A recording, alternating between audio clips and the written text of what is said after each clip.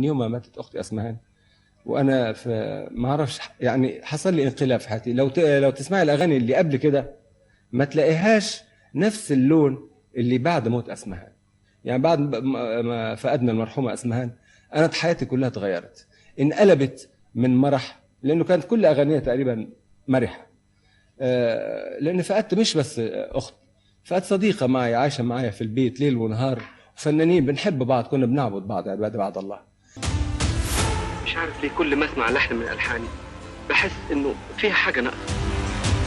انا حياتي ابتديت انه رحت مصر وابتديت اشتغل فدقت الفقر، لانه لما وصلنا مصر كان اهلنا يعني اخبارهم مقطوعه عننا خالص عده سنين. فانا كنت بشتغل عند بلاتشي، يعني ده محل تجاري، بضاعه اشيلها واوديها الكيس، واشتغلت عند بديع مصابني، ويعني تالمت عشان اصرف على عيالي. يا مجروح الدولاب مظالم. اما غريبه زي اللي تكوني معايا تمام.